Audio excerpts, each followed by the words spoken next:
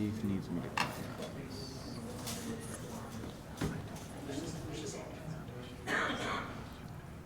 to. Welcome to the Centerville City Council meeting of March 4th, 2020. We're meeting a day later than usual. We usually are the first and third Tuesday.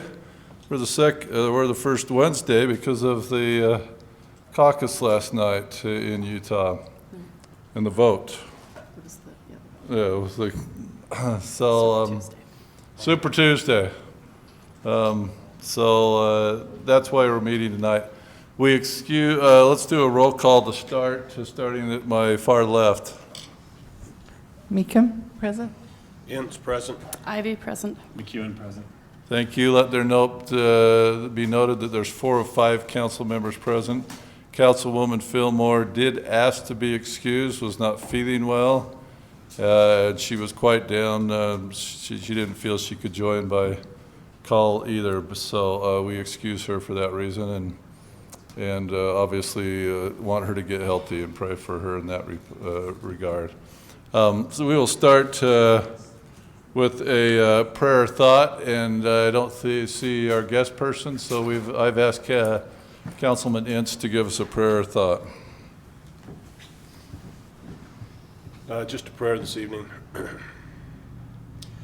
Our Father which art in heaven, we bow our heads before thee and give thee thanks for the blessings that we enjoy in our lives. We're thankful, Father, for this community that we live in, for the opportunity for self-government, for the freedoms we enjoy each day, and for those first responders who provide us protection.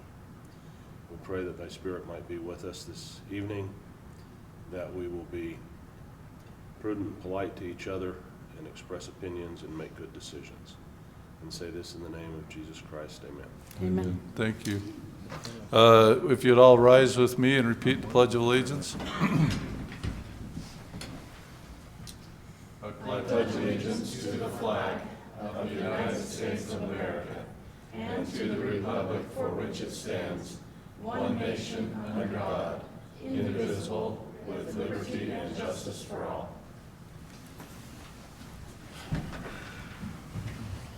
Thank you. We welcome all our visitors here tonight with us as well, too. We're now at the point on the agenda where we have an open session, and this is where anyone that is present can come up to either one of these 2 mics and discuss anything that may be on their mind. If you're inclined to do so, we just ask that try and keep your comments to 2 or 3 minutes. So that is now open. Just introduce, if you do, who you are and where you're from. It's open now for the open session. If nobody is willing to or able to come to the open session, we'll move on. Let's go to the business of the meeting. Let's do the summary calendar. We have 3 items on the summary calendar. And we do have a staff here present if we need to have any discussion on this. We have a notice of award for 400 East. We have a clean air grant, class 8 truck purchase, and we have amendment number 1 to agreement between Centerville City and G. Brown Architects for Island View Park Phase 1. So I would look, unless we have some questions on that, from either Kevin or Mark or Bruce, for a motion on the summary calendar. Motion to accept the summary calendar with a roll call vote. Second. We have a motion to accept with a roll call vote and a second. Any further discussion? If not, let's do a roll call vote, starting with Councilwoman Meekum. Aye. Aye. Aye. Aye. So summary action calendar passes 4-0. We thank staff that was willing to be here for any questions on that, and you're welcome to go or stay, whatever you'd like to do. So, Thanks, Mark's family. looks like Mark's family's your off to family dinner. doesn't want to stay? Dinner in the movies. All right. Thank you. All right, let's go to item number 2, and this is the Island View Park reopening celebration discussion that we briefly talked about a couple of weeks ago. We're going to have that, and we're also going to have our Parks and Rec Chair, Daley Gardner, to discuss this as well. So Bruce and Daly, you want to combine, or you want to come up first, or just turn it over to Daly? Okay, come on up, Daly, we're excited. Do I need to stand here? Yes, because we need to pick you up on the mic. Thank you. I do have a paper that is not in any packets. Can I hand this to you? Is that okay? Thank you. Okay, so I am here just representing our Parks Committee and here for guidance and counsel on a grand opening ribbon cutting of Island View Park when it is completed. It is set to complete in May or June. That's still the same, right, Chris? Okay. And we would like the mayor and the council to be in attendance to that, to show support and explain how the RAP tax funds are used and how beautiful it is when they are used. So we would just like to invite you to that when the date is set. So if you look at this paper, we've come up with 2 different budget options, and that's for you to kind of look over and advise on which option you would like us to proceed with. So option number 1 is the just very basic option of just having either brownies or cupcakes. I recently spoke with Dick's Market, and depending on a total count, they said that there was a potential to donate those. But in case that donation did not come through, I wanted to make sure there was a price listed for that. And then just ribbon cutting scissors. We always make sure that we need to have the scissors that actually cut so that you're not standing there trying to cut a ribbon embarrassingly. That's always fun. Okay, and then option 2, if you want to look at that one. So that one's a much more extensive budget. So that one includes a lot bigger advertising budget where we would send mailers to each individual home, go on to social media accounts for different platforms that promote park playgrounds and things of that nature. Same thing with ribbon cutting, scissors, ribbon, just other decorations. And a part of that extensive budget option would be to bring in food trucks. And there are different ways that we can handle food trucks. If any of you have questions, I can answer those questions because there are different options that food trucks do in order to come to different events. I did notice online that there was someone who said, I would love to be a vendor for the new park. I'd have to go back and check names and things like that. Are we looking to open it up in that way, or is that something you're asking of us? The Parks and Rec Committee would probably plan everything. So the only apprehension that I see with bringing just people who want to come in is the possibility of them not showing up. Just professionally, I have to deal a lot with food trucks. And unless you can guarantee counts, if they get a better offer, they'll take it. Well, this was just someone local who said, hey, if there's going to be a reopening, I'd love to be a vendor.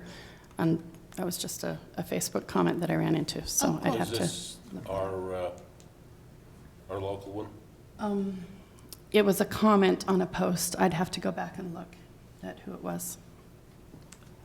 I think it would be acceptable to take other people who are interested. The thing with food trucks is just trying to keep it balanced so we don't have, let's say, 3 different snow cone people wanting to all come at once, and then there's only snow cones and nothing else. So does it cost us to have food trucks? So there are different ways. So if we decide, okay, we don't want to charge the public, then the food trucks would ask to get paid from us. Oh, right. But so they can either charge up front if you don't guarantee a set amount of people, or at the end they typically charge you if there's a pretty good amount of people. I think Cup Pop Miso Yum should show up just for being in the city. I don't know that depending on what we're doing, I'm thinking about it, because that was my first thought. I don't know that their fare is what you would expect, I mean, for a party. I don't know. Food truck's a food truck. I mean, usually when we hold those events at work, we have 3 or 4 options that show up. So People like options.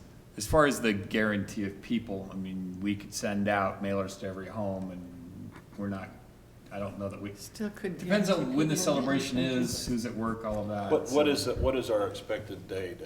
It was sometime in May, right? June. Major. First week of June or last of May, depending on weather. So So we have one more newsletter to go out before then?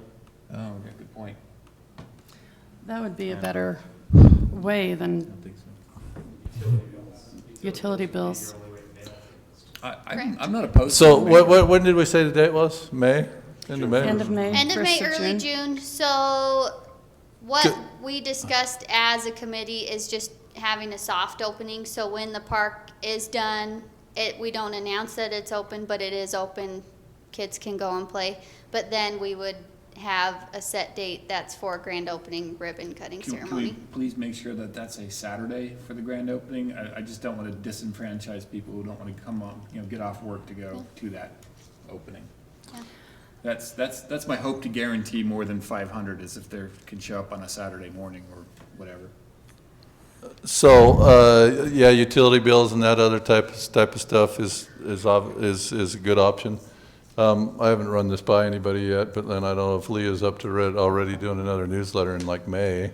But because we didn't, because of our recreation coordinator situation, we might want to do a newsletter earlier as well too, to get classes out there, and also 4th of July stuff. So I was going to see if we might want to get that newsletter out earlier as well too, because of all those things which we need to get that out there before the summer gets going. So that could be an option if we got out the newsletter like a month earlier than we normally do. I'm not opposed to a specific mailer that's for the park. I mean, you look at their percentage of money, relative to the money we've spent, it's like nothing. And I think it's important to highlight it specifically that this is a big spend on RAP tax, and call it out specifically for people. It's a big thing. Not that I'm opposed to having it in the newsletter, but who makes it past page 2, sometimes. So I spend all my time on the mayor's message. So when we're looking at it, I think if we had that as a specific mailer, its cost is basically nothing. I don't really have any problems with option 2. I think it's fine. Yeah, our big I'm thing here nervous. is, go ahead, I'm sorry. Go ahead. I'm nervous because we don't have all that much parking. Yes, that is one Right. thing that we talked about. There's not a lot of parking. We're not getting extra stalls, we're just replacing the stalls that we've used up in other places. Correct. So the fact that on a big funeral, the whole of 7th East is lined on both sides right now, we do I like saying, look, this is what we're doing with the RAP tax, and yay, it's fabulous. But at the same time, trying to get all of those people to come and see it at the same time, logistically, I think is a nightmare. So that was one thing we actually addressed at our last Parks Committee meeting, was that we would have a larger chunk of time, let's say from 10 to 2 or whatever the time frame was, just to spread out that time a little bit. And the food trucks or whatever vendors we have would be there during that whole duration of time. So you don't necessarily need to be there exactly at 10, just to spread that out a little.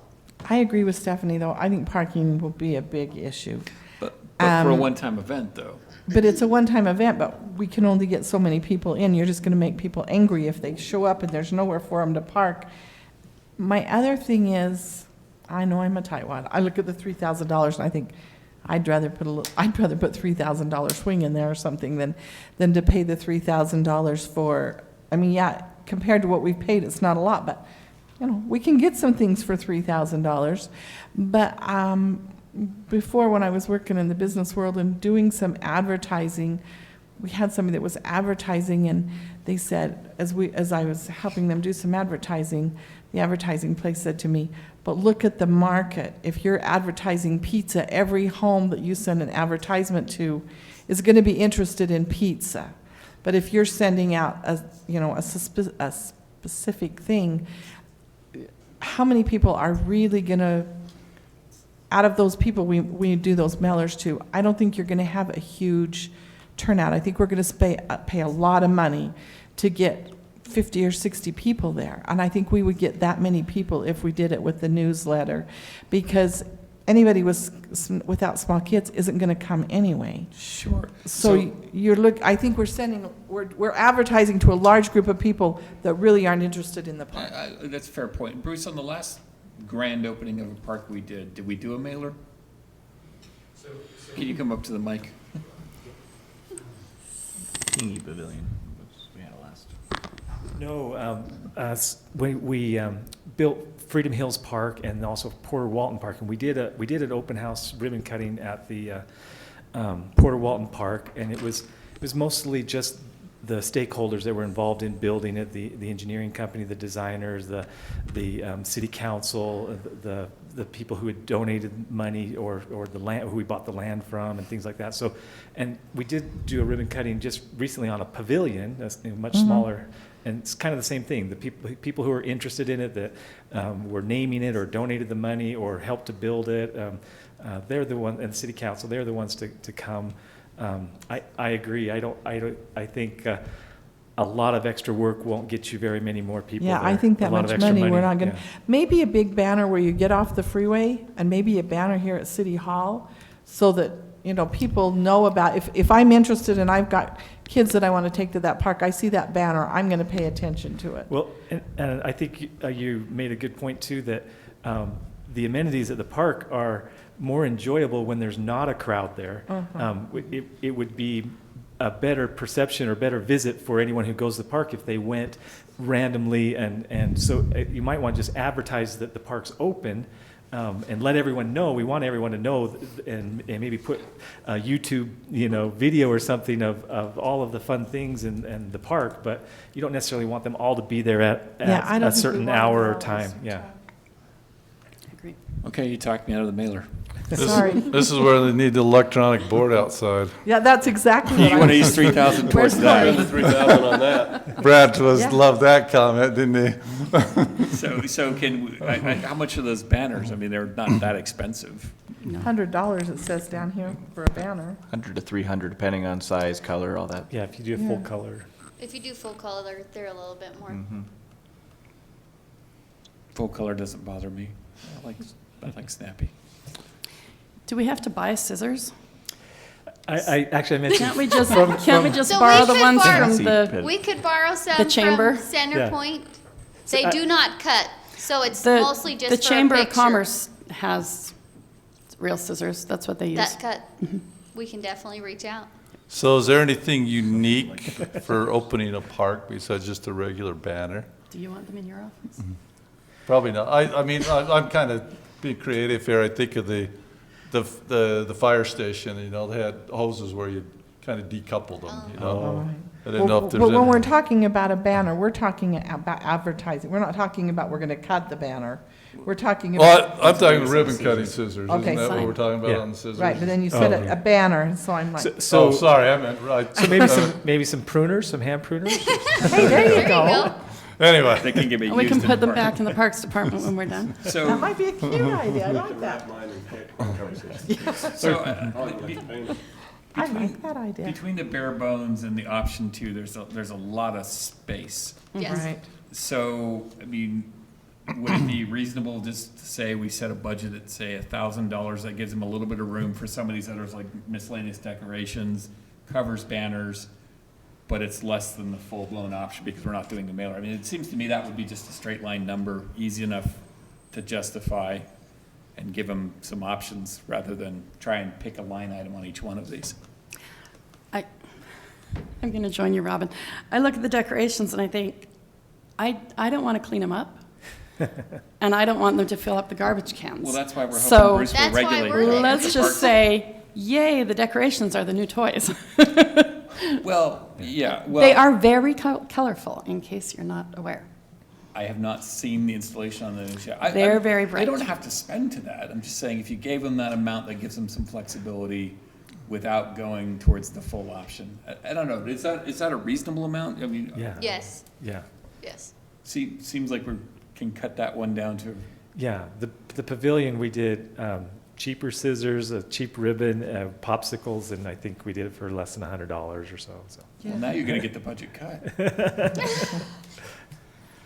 How many people were at the pavilion? I was out of town. Well, about half of them were family, of the Tingy family that donated the money. So I think if you add up the family members and the city council and the parks committee, there were maybe 30 people there. Right, and there was probably not 5 people there that were not either of the Tingies family or city employees or Right. council Right, members. no random There citizens was no came, yeah. random citizens there, and it had Yeah. been advertised.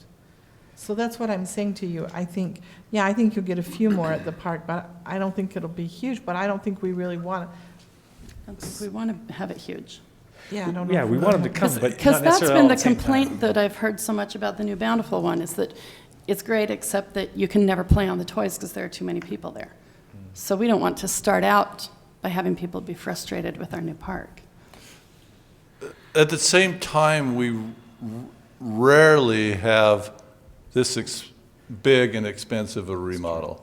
I'd hate to just say, the park's open now. I mean, I can see that spending an additional $3,000 may not get more people there for a mailer, but creative ideas like a little bow on each one of these, or some of the playground equipment, and make it a little special, because it doesn't happen very often. I mean, you want to have a big kickoff and have people be excited, Yes. okay? Because we want to get people to the park. And so we want it to be nice, and your committee, I'm sure, has some creative ideas when you put together the budget as well, too, of doing that type of thing, so. Yeah. Well, and honestly, if your expectation is you go to a park on opening day and you're going to have, access to all the equipment, I think that's being idealistic. If I go to a grand opening of something, I'm gonna be in the crunch Yeah, of wait. people. Right. So I'm going to make a motion that we approve a budget of $1,000 for this ribbon cutting ceremony and promotions for the Island View Park reopening. I'll second that. Got a motion and a second. Any further discussion? Wait a minute. Oh, Sorry, Here's for just have Where's to getting ask. that money? From the From general where? fund. From the general fund, council contingency? Is that what- Oh, yeah. That's is that a what- good But I do question. need your approval Ah. to spend council contingency. You have $7,000 still in there, so. Good. No, they have Wow. exactly 1,000. Don't tell them how Oh, much yeah, they they actually have. I'm just kidding. All right, let me amend that motion, or let me retract that motion and say that the $1,000 budget will come from council contingency. Thank you. What, did that lose the next second? Do you want to re-second It's it? awfully early in the, I'm fine. I can re-second that. So you've got and I like the idea. I would like to, I absolutely agree with what the mayor said. I think we should try and do something formal that has some pictures and some splash. I like the idea of handing out brownies, cupcakes, cookies, anything. I'd like to encourage the committee to try and figure out a way that would be staggered over a all-day Saturday or a Friday night, Saturday, Sunday, or something, so that Council members could each take a shift and greet people and tell them all about it. I think if you have it on a take the 8 Saturday PM for to, 4 or 5 hours, you're gonna be. You could I just think take you're brownies fine next with- door. I think you're fine with that range of time and one window. Some people aren't going to be there for Right. the food trucks, they'll come for the ribbon Yeah, cutting, I cutting a think, donut. and I leave. think if you have a 4 or 5 hour window, and I'd love to see you try and get the brownies and cupcakes donated, so that maybe you could use some of your money to do something else. And, try and get local businesses here in Centerville to support it. I think it's good when we can bring in our we have good businesses that are willing to donate. Yeah. I think they donate enough. I think I'd spend the money to do this one. I think we're going to get She good She said value. that Dick's has already offered to donate. Dix has offered to donate? I don't think we're going to have any problem with getting good value out of this $1,000. Yeah, I'm I sure think that's good. Yeah. it'll be spent well. Yes. all right. Any further discussion on it? All in favor of that motion? Aye. Opposed? All righty. Great, thank you. Daly, thanks for all you We guys appreciate are it. doing. I know your committee, I know they'll be creative and we'll get good value for our buck. We're excited. We will. Yeah, we are. We are Excited. so And excited. thanks so much. If for all any of you've you done. haven't driven by it, go do it. And It's fun to watch. let's get a date out as soon as possible. The That's gonna be the solid hard date. thing, because we Yeah. have to have sod that's in and at least making an attempt at living. Well, I'd like to be there and like to tie the date up on my calendar. Sure, but I'd also like to make sure it's a date that doesn't move, that Yeah. we're solid in that date. I agree. Okay, thank you. Thank you. Thank you. Thank you.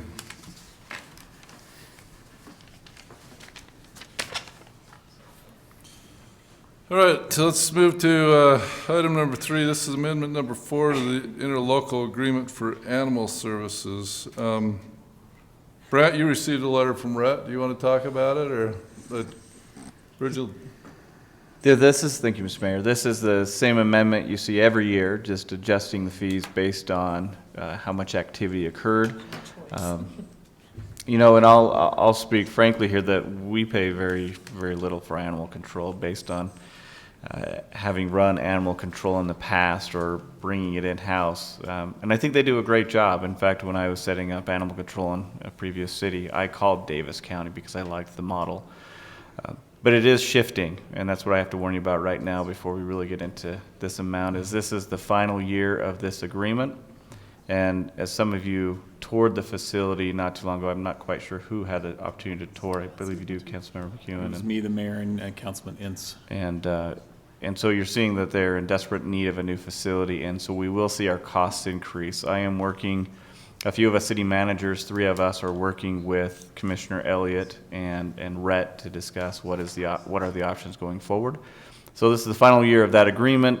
We did see a slight increase as we anticipated, but overall our numbers are still pretty low for a community of our size, in all honesty. So other than that, if you have any questions for me, I'm happy to address it regarding this agreement. But nothing new than what you've seen in the past. So questions for Brent? So it is a resolution number 2020-05. Do I have a motion? Make a motion that, Oh, go ahead. that we approve resolution 2020-05. Second. Do we have a motion is second? Let's do a roll call vote, starting with Councilman Ince, going to my right. Aye. Aye. Aye. Aye. That motion passes 4-0. Great. Item number 4, this is the job value and compensation schedule amendment. This is tabled from the 2/18/2020 meeting. And we're looking at considering amendments to the job value and compensation schedule for various positions. Jake, do you want to talk about that? Or follow up from what we talked about last time? Yeah, I can follow up. I have one additional attachment, kind of makes it a little bit easier to compare the value from what it was before and the proposed. Can you bring that up, Leah? Yeah. Well, that's the, yeah. So here you can kind of see a side-by-side comparison. It's a little bit easier. So the highlighted ones are the job values, the positions that we're talking about. So, yeah, oh yeah. Move that so you And guys can thank see you, it. Jake. That was very helpful. Does that Uh-huh. help? I It's kind of a appreciate you doing that. visual, at a glance, you can really see. You can see what Brand was talking about last time, you know, kind of reevaluating, looking at it as a whole for the whole organization. You know, this one on the right, we were just looking at the position. And then this one on the left is looking at it compared to the rest of the city and the rest of the positions.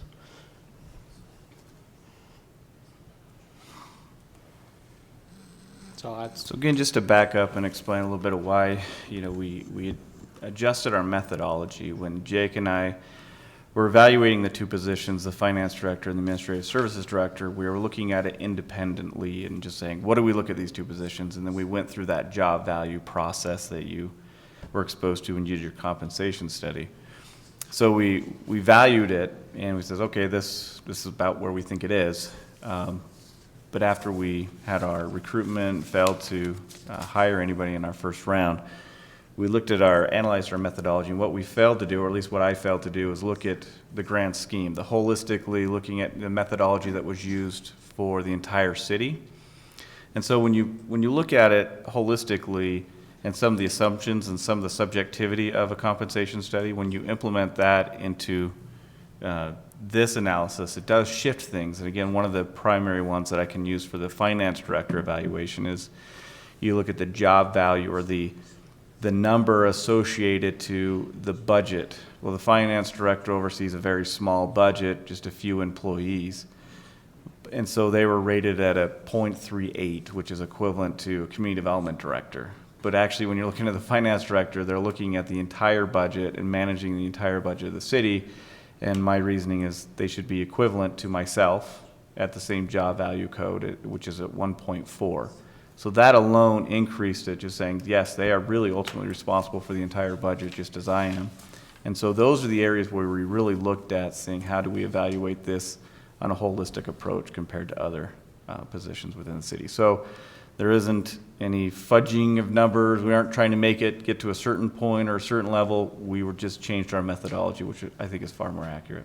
So that begs the question, is this the Pandora's box to changing everything that was done during the evaluation? Are we saying that the rest of it's No. okay, it's just these items are calculated incorrectly? We are now consistent with all the errors, mistakes, and omissions that occurred before. These are now in line with And those same these ones. job descriptions, these are the only job descriptions that were changed, including the drainage one. So the job description itself was changed. The rest of the positions have not been I changed. get that, but the phrase I just heard was changed our methodology, so. No, does that change the require- methodology for these two positions. Right, So- I get that, but are we saying that there's no need to reopen the compensation study and apply this methodology to any other I position? used the methodology that was used previously. Yeah, it's the So I'm just, so thank you for clarifying. So to clarify, since I wasn't part of the compensation study, I wasn't aware of some of those, should we say, biases or approaches that were taken when you did the entire compensation study. Changing the two positions, we didn't apply that same approach to those two positions. We now did. So now they're all looked at evenly. And you could see, I mean, when you see it side by side, you could see it actually makes a little bit more sense on where these positions line up in the city as a whole and the positions and their responsibilities. So. Okay, I'm going to make a comment that might not be really popular. I can support this. I was pretty iffy about it to start with. I've been pretty iffy about the financial director all along. And now we're coming in with more wages. So I just want you to know that approving this, if we have, all we have apply for it is mediocre applicants, I'm not willing to pay that kind of money for what's already being done in-house with some help from outside. I mean, obviously, we are increasing our expense for the finance director. I'd like to see somebody come in with some experience with grants, somebody that's going to pay for themselves, more or less. So I'm willing to go more, I mean, here we can get somebody that's just going to status quo keep us where we're at. But I think with what we're doing now and raising it, I don't want to pay those wages unless they're going to be able to bring more to the table than what we already have. So I'm just putting everybody on notice that that's where I stand. Well, that's, I'm totally with you. yeah, my intent in this, in terms of supporting it, would be, I'm looking for a rock star, because we Right. talked about in the work session, the potential of bonding for roads. Some of these issues that we need to have a much better understanding of, and to have a finance director who can run us through that, and that we believe the analysis and we can execute against, it's worth the change in pay. And that's how I feel. I think that the city manager,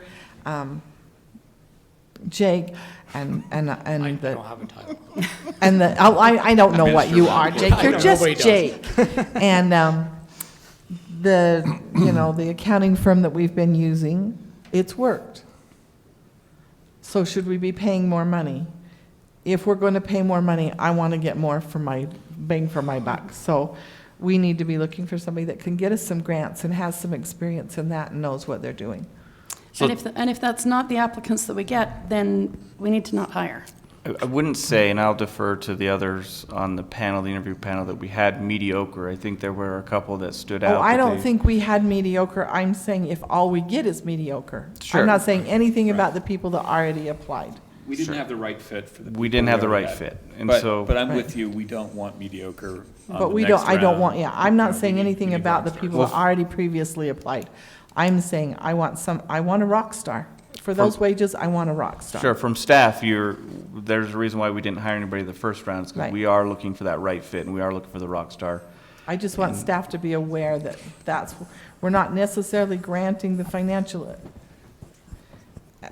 guy unless we can find somebody that's gonna make it worth our while. So I have two comments. First, Councilman McEwen, I thought your question was fair to Brent about if we're going to continue to do this job compensation schedule. As we could see, these adjustments are more than just the finance director. That may have been what brought it about, but I agree with you there. I mean, let's make sure that these are the adjustments we have, and if there's going to be more, I don't want it coming back again. Let's table it, and if there's going to be more that are coming, and bring it back up another time. Second, Councilwoman Meekum, I agree with you completely. I think we have a strong board, and I know I'm one of those on the board, and I certainly will not make a decision to hire somebody that's not up to par, that what they need to be. So, a comment, well taken, well spoken, and we take it seriously. More discussion? I'd even let you make the motion, Robin. I'll be quiet. I was the one, I believe, that asked to table this to give us more time to think about it, and I've spent a fair amount of time thinking about it. And we are changing our functionality in the execution of the positions, and I agree 100% that we need to improve our overall capacity. So with that, I would like to make a motion that we approve the alterations to the job values as prepared on this presentation. I second that.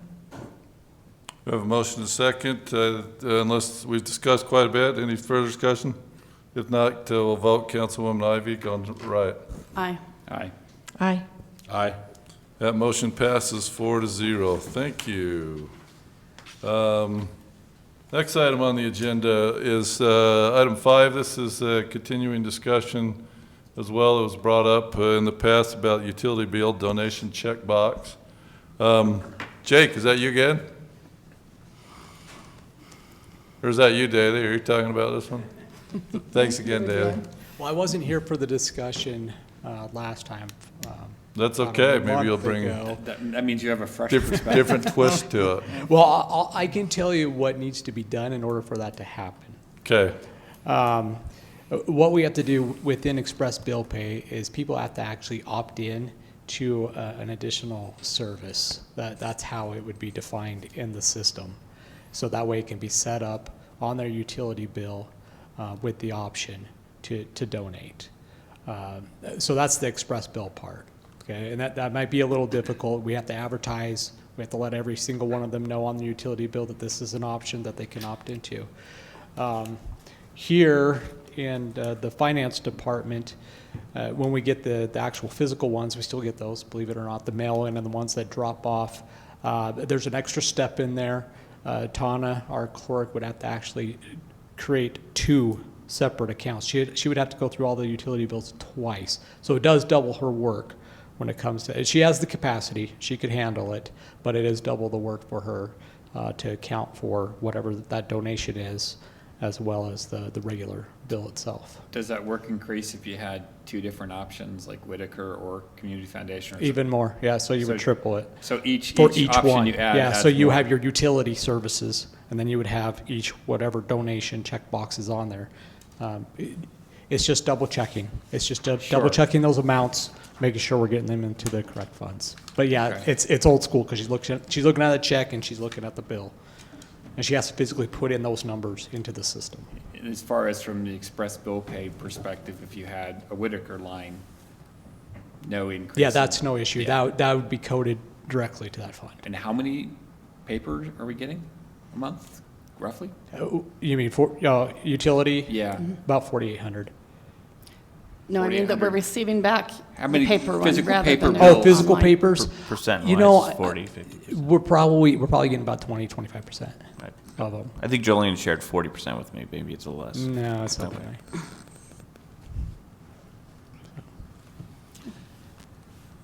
So that's the process. So there, you know, as much as, so before we reviewed the newsletter, Councilor McEwen looked at the newsletter policy and all that, and we reviewed that. Really, and it hasn't been prepared before you, but really all we need to do is add a paragraph to that same policy to allow this to occur that determines, you know, who's eligible. But we follow the same policy. The policy could be used in this manner.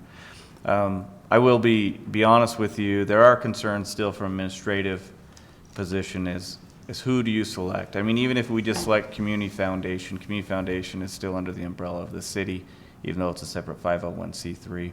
I think it's a great idea to try and generate some revenue, but of course I still have concerns because we're sending out a bill to residents and we're asking them to pay more, we're asking them to pitch in, and some people feel obligated, but they don't feel happy about being obligated. But there's also, puts us in a different situation that Lisa and I spoke about, and that is now we're soliciting charitable donations, which puts us under a whole different set of regulations that we have to be careful of. So as much as I think it's a great idea, I think there's other avenues that the city can approach to encourage donations than just actually having it with our utility bills. I almost feel like we should keep them separate. But anyway, that's kind of a position from us. I'm bringing this before you as a council because Community Foundation has asked us to bring this before council for approval. I'm saying we can do it. It's done quite often. There are many cities and many governmental organizations that have this set up. So it's not like we can't get around it. We just need to do a little bit more research to make sure that we are legal and we're doing the things we're supposed to. The little bit more work for Tana, I don't believe is a lot, so I still think it's minimal staff involvement to make this happen. But if we do proceed, then I wouldn't want to be the one selecting that charitable organization. We just say it's Community Foundation, and Community Foundation is the one who has to determine that policy on who qualifies. But again, it still somewhat falls underneath us because of our relationship with the Community Foundation. So it's complicated. Is it less problematic if we just say that you can donate in the city newsletter than putting it on the utility? So that's the proposal that we have, is that we just encourage you to participate and we advertise maybe the particular function. So if Community Foundation is working on a park project for say, and they're trying to raise funds, then we would advertise that because it is a city function. It's a city thing. We say, look, we're trying to raise funds for this. Feel free to participate, and here's where you donate. I don't know. That's a good idea. That sounds like I think that's a good basically idea. zero overhead. The problem is that I am concerned that it becomes much more out of sight, out of mind. You're not going to have a checkbook or the payment functionality available, particularly when you read the newsletter. Where you do have on the checkbox functions, and while it has some baggage, I see it on every one of my tax returns. Sure Donate to the do. blind. But are you actually Donate to- donating to those presidential campaigns? No, I didn't say that. But it's not just presidential campaigns. That's Sure. on the federal, but on the state, there's Blind probably a list of 10 services, of yeah, them. there's the list. So I respect Lisa's caution, but I at least would encourage that I would like to see us go forward with it, at least with those two. And the issue that we don't particularly encourage charitable entities other than ones that we have some input under falls in the same thing, that the state only encourages the 10 they've chosen, and there's certainly many hundred more within the state that are available. So I would go with those two, with the potential that if somebody were to come to us and say, hey, I'd like to put a checkbox on there for the new Bountiful Veterans Park, I'd probably be inclined to do that too. Whereas if somebody were to come and say, I'd like to put a checkbox on there so that we can donate to the Rotary Club, I'd say, nah, they're pretty much on their own. That's my view. So going with that logic, I mean, we've talked about how Whitaker and Community Foundation are hybrids that may separate out at some point into their own entity that as a city we're donating to. That sounds like it puts them in the Rotary Club category versus I don't know, I'm just trying to theorize that out loud. And I was going to say, from staff's perspective, if you do move forward with this, again, we think that there's some issues, but our recommendation on the policy coming back is that it has to be a city affiliated. I think that crosses off a lot of the risk to have it city affiliated, because if you're now collecting donations for a separate 501c3, there's a lot of accounting issues for that money, and you know, we are a governmental entity and we don't just give away money. And Or so- another city, when you're talking about the Bountiful Veterans Memorial Right. Park. Yeah, So, I mean, I think that's a reasonable place to start, to say, look, we're going to try these two that are city affiliated. Which I is in the wasn't newsletter. suggesting the third one, I was just saying that was one that, sure. So I have a question, I maybe misunderstood, but when you said that maybe the foundation would be the one to decide who they decided to let beyond that, I have a concern with that, because as a council, I feel like people are holding me accountable for their utility bill. I don't want to put it off to another committee or board to decide who can be donated to. I think that could be scary. I mean, so I have something I want you to donate to, so I get on that board so I can make it happen. I don't want that to happen. So I'd say the argument would be for any nonprofit or any association, you're still passing the buck. Let's say you donate to Centerpoint and they use it on a cause that just we do not support. Or it's maybe socially unacceptable. It's on you still. So anytime you're doing these donations, that's a risk you run. For the community foundation, at least there is some association with the city at this time that we select the board, things like that, and they do have an intent of doing things that supports the city. So my question is, are you saying you can donate to the foundation and then they can do what they want with their money? Or are you saying the foundation can decide somebody else can have that spot on the bill? No, the community foundation would be the Okay. 501c3 receiving the Okay. funds, and then See, I thought you were And going then to you say they have- could decide who could be on there, and I'm No. like, No, this would simplify it, right? We're Okay. giving it to one 50c3 who actually does a lot of great things. Yeah. Right. The community foundation, you know, whether the cause, whether it's park amenities or whether it's the police week, you know, generally, I mean, we've seen, I don't think there's any time where we disagreed with, you can correct me if I'm wrong, the history of it, disagreed with whatever project they're undertaking.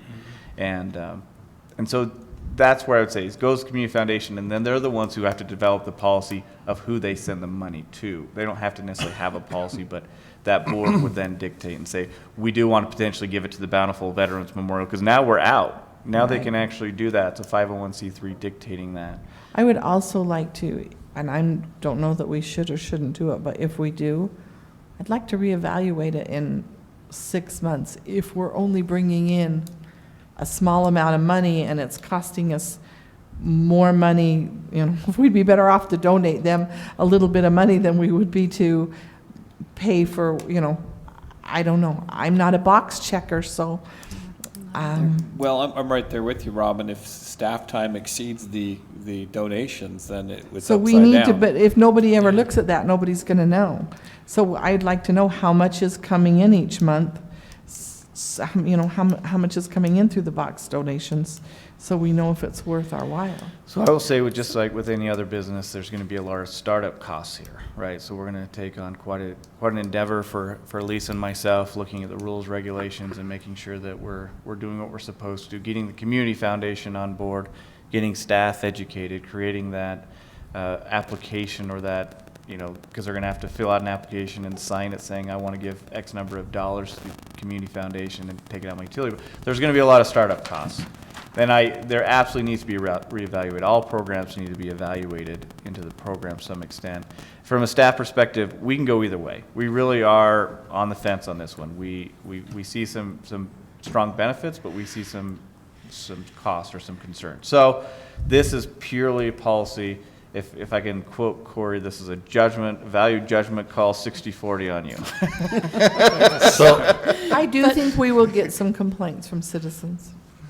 I do think there will be people that we're upping their bills and we're asking for I a think, donation. People hear about but it. the thing to keep in mind, it's not a hard No, sale. well, It's we- not even a soft sale. But their And- bills. And nobody's sitting there, But you used to paying what you're paying. the bill's there and it says, would you like to donate to the community foundation? This for isn't upping their bills. charitable organizations in the community, or whatever it might say. they don't have to do it, and we don't want them to feel like they have to do Right. it. And so it's just, my biggest concern is, yeah, how expensive is it to get it going and maintaining it, you know, and that's where the evaluation after a period of time comes in to see, So is it where's, really worth the cost? like, Bill, I agree with you that the impulse buy is available to you if you've got your checkbook and there's a checkbox right there and it's pretty easy to do and you can write in the amount or put some extra online.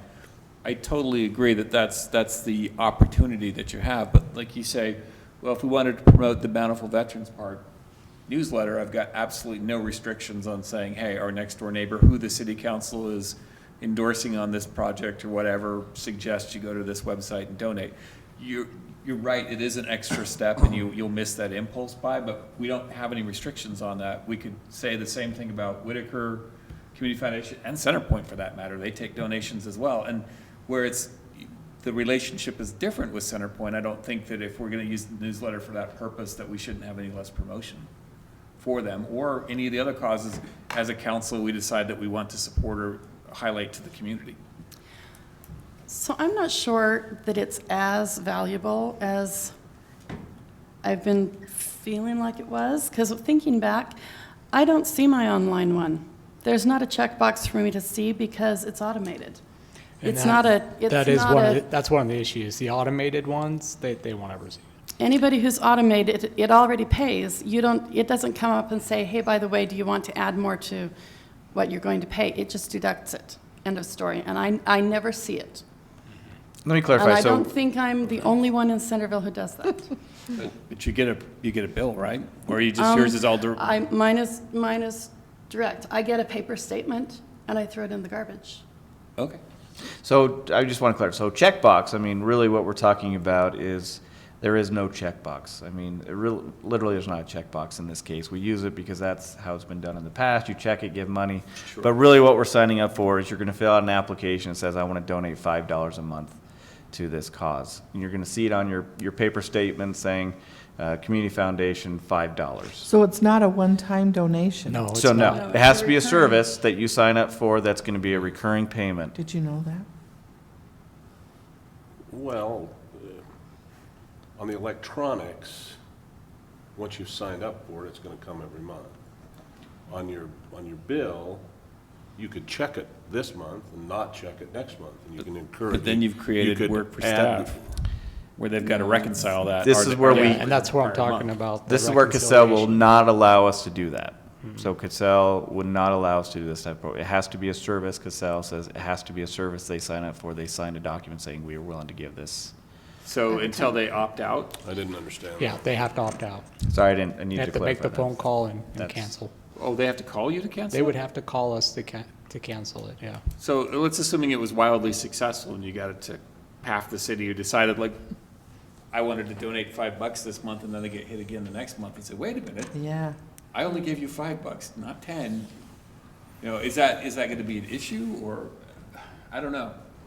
Maybe people are going to say not a big deal, but. I'm too tight. I can't imagine just signing up for $5 every month. Sorry. I might give you $5 one month, but I'm not gonna commit myself to the next month because I never know how much I Well, don't know. and I'm it's- probably not the one to be, The tax return one, I know that's a one-shot. right, the Check it, tax it's a return. one-shot. That's kind of what I thought it was more like the tax return. I thought it was, Yeah. I could give $5 this month, which I may do. Our financial system does not work that way. Right, but I didn't realize that it was going to be, I think you'll have a lot of people that will be mad when it comes out the next month, but maybe if people are smarter than me and they'll figure that out. Well, I mean, honestly, you file your taxes, it's not automated. Your taxes aren't filed for you, right? You have to go through a process, sign it, and we're not doing that every month. Right. We are not seeing anything. I I'm mean, not I upset can't remember with last you time I not being saw able mine to like do it, a it just variety. makes me a little more leery about doing it. That makes me a little more leery too. I don't want people to. And that's where I'd like to encourage, even if we have an insert in every utility bill saying, our cause this month we're supporting is X, and this is how you donate to X.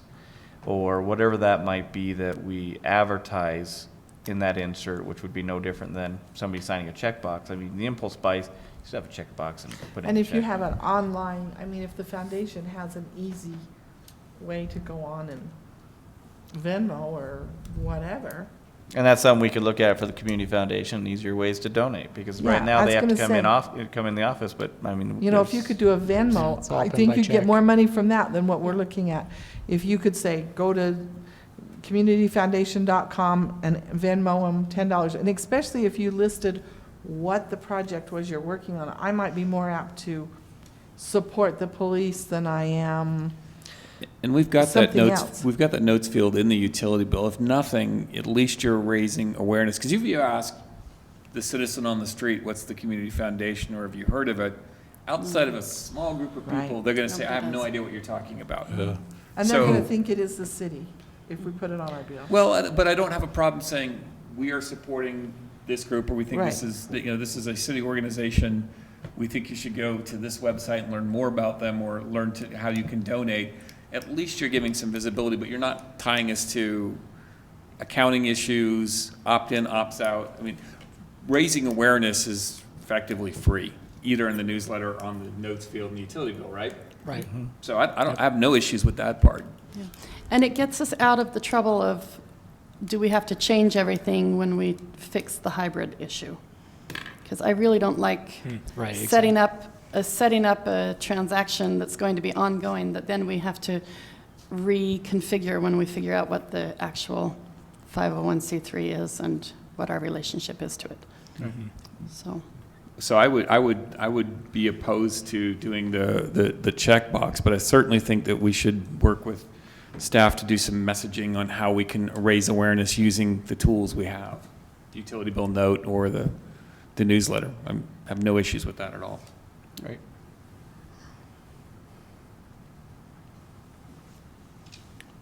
So, looking for some resolution on this. Well, I'll make a motion that we direct staff not to implement any donation through the utility bill, but the staff work with council and the community foundation and other organizations directly associated with the city to come up with appropriate messaging for the utility bill and the newsletter. second. I'd second that. I need you to send me that. Okay, motion to second. All in favor? Aye. Opposed? Thank you.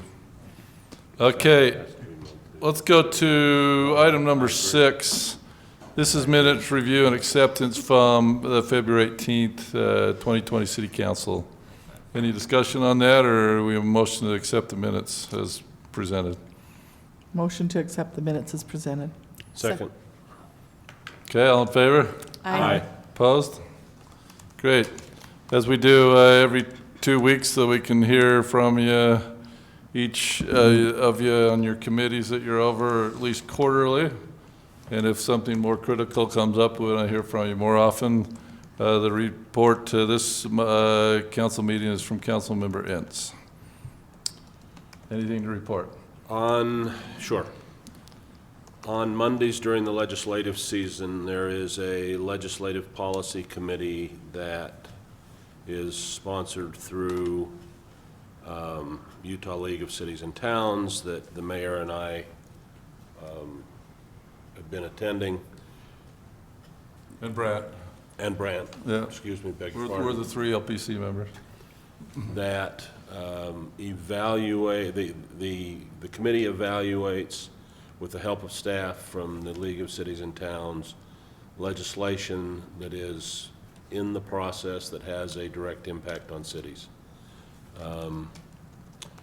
There were 2 very significant issues discussed this week.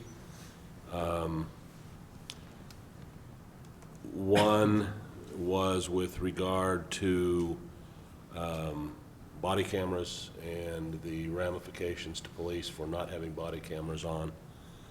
And the policy committee directed staff to oppose in current form and try to get some things that would make it more understanding of the difficulties that police work under and when they might turn their cameras off. The other issue is with regard to,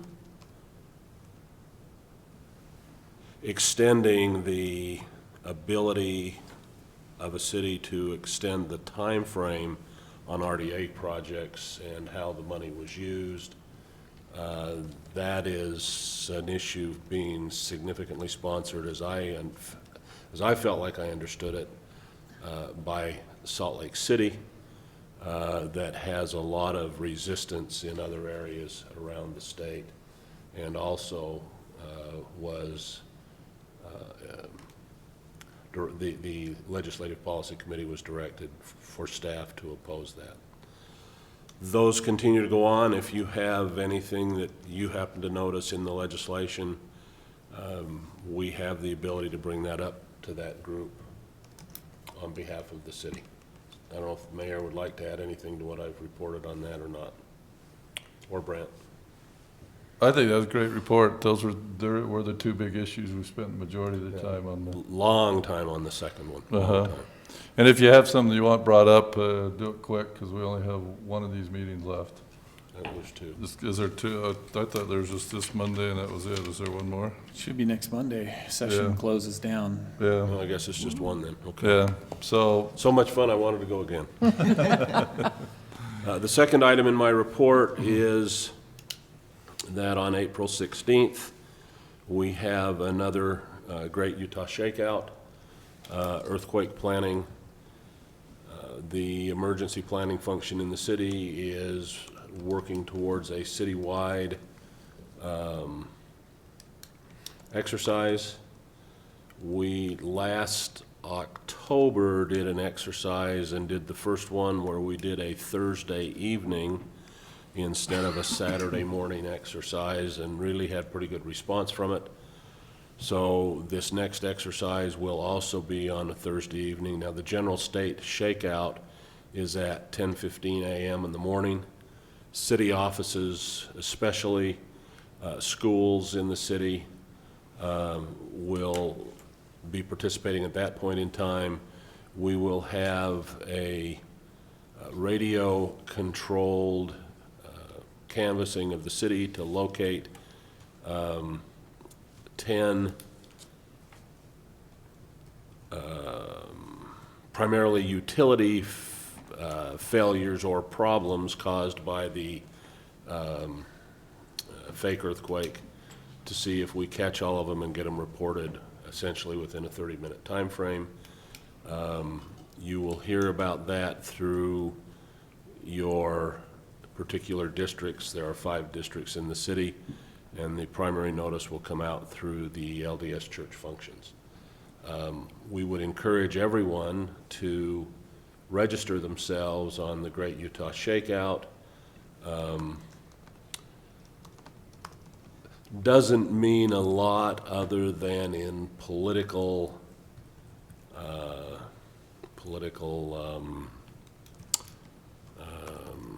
what's the word I'm looking for? Political standing with FEMA as to how many people in the state of Utah are participating in this exercise as compared to population versus other states that participate in the exercises compared to population. But it is a significant thing. We get state funding and money from it. The city gets about $3,500 a year through FEMA that we're able to use in these functions, and it's important that we try to keep that money coming. That's my report. that's at 10 o'clock, the shakeout? The shakeout for the city offices and the schools will be at 10:15 a.m. The one in our neighborhoods is at 7 p.m. Great. Thank you. Very good cause. Mr. Mayor, Councilmember Ince, did you want to discuss that or mention that great salt shake exercise next year?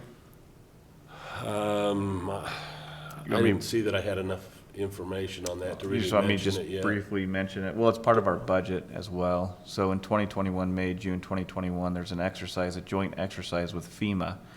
This is going to be a pretty big deal where we're actually going to have pods here distributing water and supplies and doing a true real-life scenario with FEMA.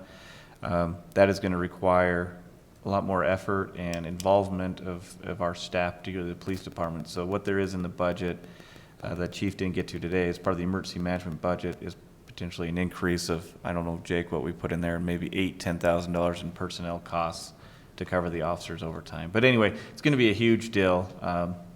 And yeah, so as soon as we have more information, we'll start advertising as soon as possible because we definitely want as much participation. So we're trying to figure out which park is going to be, what do we call that? Councilmember Ince, the point of distribution. point of PFD. distribution, whatever we call it, Porter Walton Park, or what park is it that we can get people in and out quickly, and that's, I think, what we're still trying to, I don't know if we finalized that, but We did not. They were doing some additional research on it. I think along with the emergency management, I think that's just good one to mention now. I had elected not, I didn't think I had Okay. enough to report on. All right, that, but sorry. Thank you. No, that's fine, that's good. That's it. Thank you. Thank you. Very good report. Let's move to item number 8. This is the mayor's report. I have 3 things to report. Last week we had one of our 4 lunches with the mayor. This is always a very good get-together. I think one of the big things for these elementary school children is to get to know our 2 chiefs, our fire chief and our police chief, and to see them interact and the questions that they'll ask, and get to see their faces and know that they're their friends and are there to help them. I think it's a really good thing. And the kids, even though they may be a bit shy, they really come alive when it comes to asking questions. And it's always a fun time. And so we had one of those since our last council meeting. The second thing that I request, will throw out a request of you. One of the items that was discussed on the COG meeting was a consideration of a request for a multicultural committee. And COG kind of left the meeting saying each of us go to our cities and see if we can find a representative, a strong cultural leader that we might have within our city, and the other cities will do the same, to look within Davis County to create a cultural committee, so to speak, with the growth in the county and the various advent of all different backgrounds, that they're looking to create a multicultural committee. I have not submitted a name. I throw that out to you if there's any of you want to call me or email me about any strong cultural leader that we could submit for this purpose. The other thing I have with Brant and the chief, a little concerned about what our response may be to this coronavirus, or what is it, CVO-19 or yeah. And right now, obviously, we're taking the approach that be careful, everybody wash their hands, if you're sick, stay home, that type of thing. After our meeting in the afternoon, I did call 2 of our county commissioners, and got from one of the county commissioners, our Davis County health official, Brian Hatch, and I called and had a nice 20-minute to half-hour talk with Brian Hatch. He said that we were the first city that had reached out. I said that we were looking for guidance, obviously, from the county health department. He says right now they're kind of in a hold pattern, but they're looking at it close. Kind of like he said, Goldilocks and the 3 bears trying to decide which way they go, which is the best porridge or the softest bed. But and he wanted to talk with the next COG meeting. That next COG meeting is here in Centerville on March 18th, and so that's something that took place as well too. The other thing that I have is I hope that we all keep Brandon our thoughts and prayers as he goes in for some surgery tomorrow, for this knee that's been bothering him for quite a while. So, as well as any of the others in our community that we know that may be suffering. So, any questions on any of those before I submit a name for appointment or anything else? I can just add a couple comments from, at least from the state health department I'd perspective. appreciate that. Yeah, there are multi-agency responses that are being formulated, and there's a lot of planning that's going on. I sit in a lot of those meetings from the health side. And you're going to see, I think, over the next couple of weeks, a lot more clarity in terms of directives from the state. The governor did come out, and Dr. Minor, he's the director of the Department of Health, said there is a plan in action, and there are response plans that are out there. So I think as a community, we'll probably be just fine. Okay. Thank you so much. I appreciate that so much. I was going to tell you, Mayor, I get between 1 and 3 phone calls every time we have lunch with the mayor.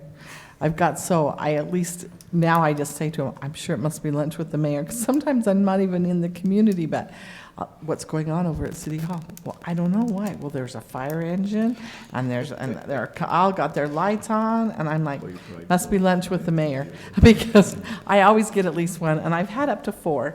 What's going on at City Hall? Because everybody drives by and the lights and sirens are on outside. They're very concerned.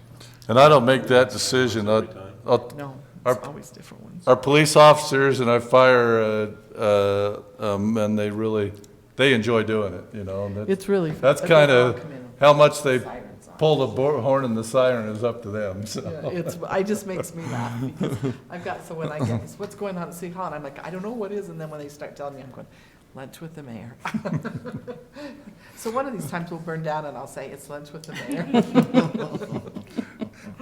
Yeah, that's because you live right where everybody hears it, right, Councilwoman? So, so the last item I have then is that we have an appointment for Planning Commission. I sent you out the name a couple of weeks ago, and I didn't get it on the agenda 2 weeks ago, so we delayed until the night. But this was submitting the name of Spencer Summerhays for the Planning Commission, and this will complete filling the Planning Commission. We've had to put 3 commissioners on in the last 2 or 3 months. So, I submit that name to you for appointment.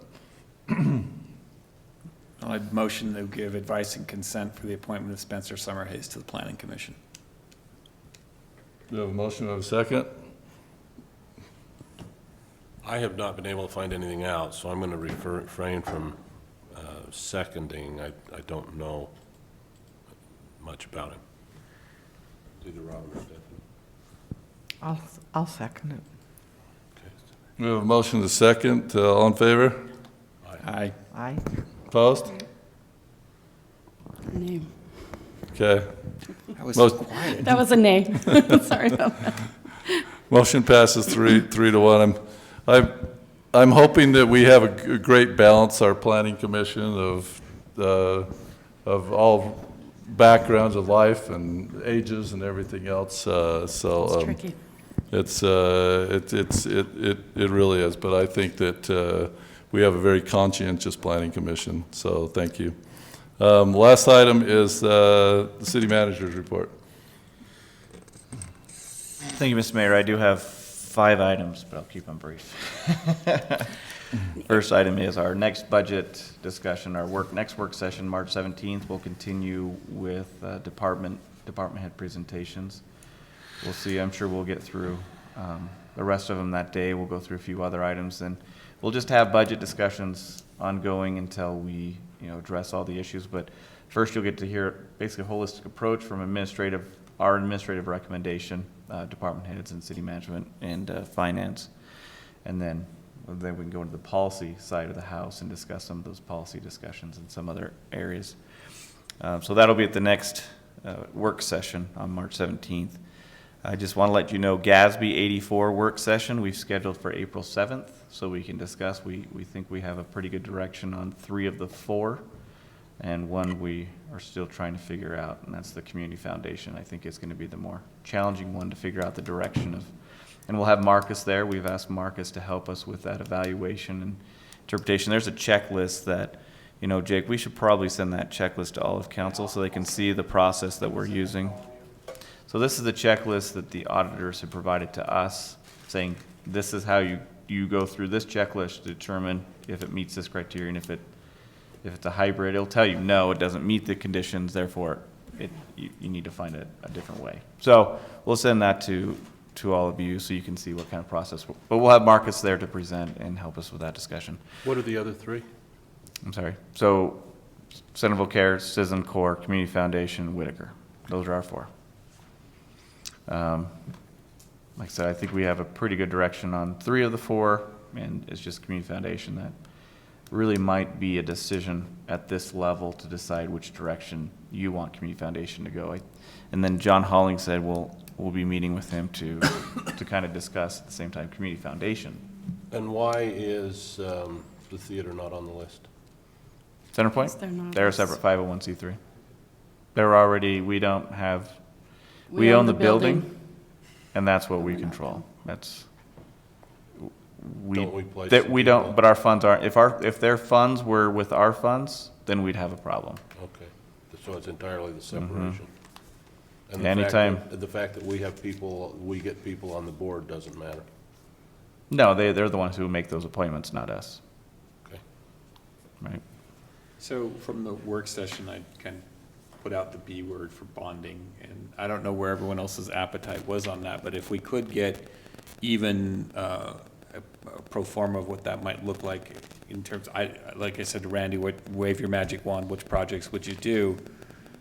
I don't know that we're gonna have enough time to plug it into the budget as an actual item this year, but I'd really like to see what that would be in terms of a commitment, say in the, I'm gonna throw out a number that's gonna make Stephanie gasp, like in the $5 million range for bonding over a 3-year period Nay. for this project.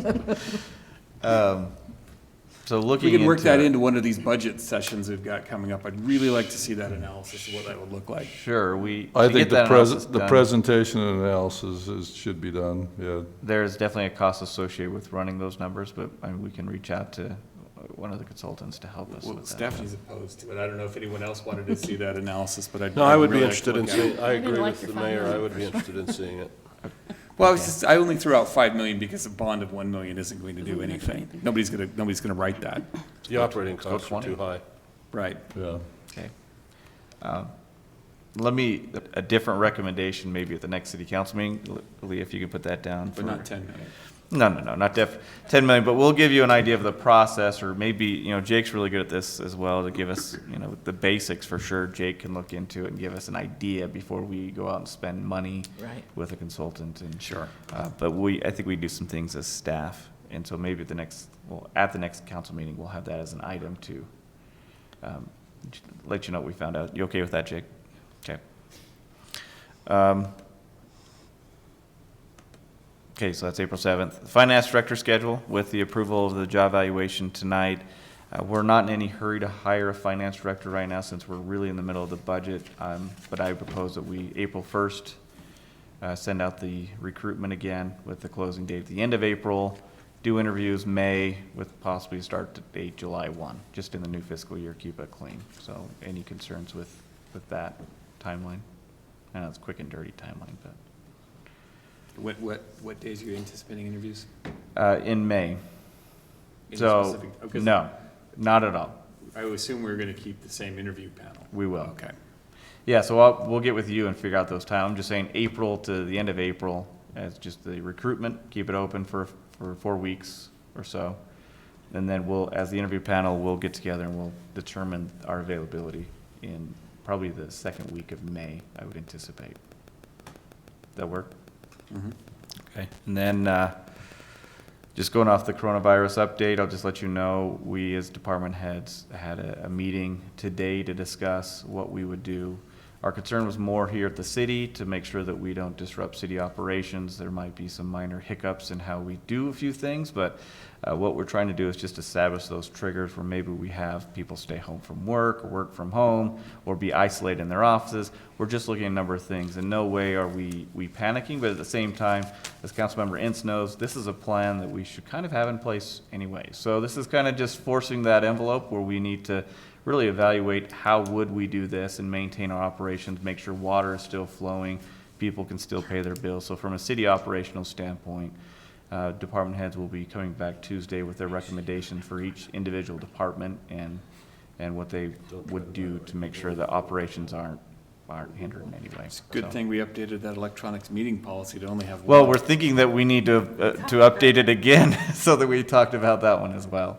You know, whether you suspend that even and say everybody stays home and, but those are items that we're all looking at. We're looking at the entire thing, and I think it's just a good exercise for staff for us to know what in no way are we to the point where we feel like we have to implement that today or anything like that, but we do need to be aware and be, not get complacent in this. So just from staff, we are working on that as well. And then lastly, and the Mayor mentioned it, tomorrow I'm going into my ACL surgery, the second part, bone graft's done, so I will be out for the rest of this week and possibly all of next week. I have asked Chief Child to be our liaison, our point of contact, if there are any immediate issues. But like I said in my email to you, I'm happy to, if you have any questions or concerns, give me a call. My answers might be kind of interesting. I'm saving all your text messages. But I'm still, in a way, I'll still be working from home whenever I possibly can. So with that, I don't have anything else. If there's questions for me. I was do going to have go one. back to one thing that you said, talking about the virus and staying home and whatnot. Please. I am very guilty of working whether I'm sick or not. Probably through my life contaminated a number of people, and shame on me. But actually, the more I read and the more I see, probably one of the most significant things that could come out of this is to generally teach our community, who probably is more like me than they should be, to stay home and keep kids home when they're sick and not spread the wealth. And so, to Agreed. some degree, a potential benefit that comes from this is that if we learn that lesson. It's not too late to repent, Bill. I understand, George, thank you. So with that, Chief did create, draft an email. If you haven't seen it yet, just giving you a heads up on some of the things Kimber, our custodial, will be doing a lot more wiping down in our common areas. Custodian, are you laughing at me?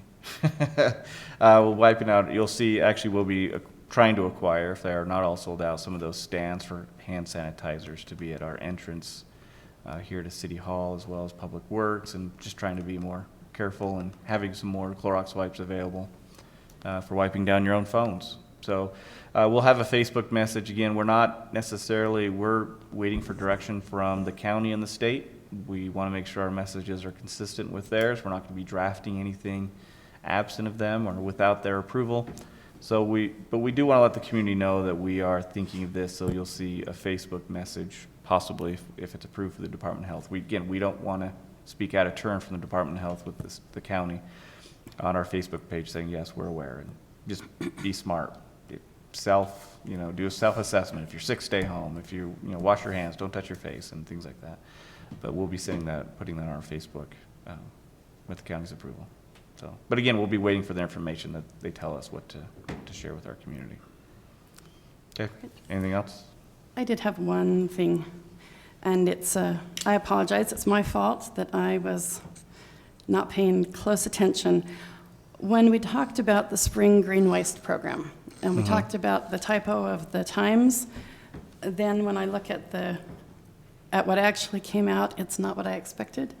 Because for me, when I do yard work, it's going to be on a Saturday, and it's going to take most of the daylight hours, and then I'm going to try to drop it off after that. Okay. And if we're actually closing at 4 p.m., that just nixed all my yard work. Okay. So I would rather see the Saturday hours longer to the 8 p.m. I don't know if that's a doable thing.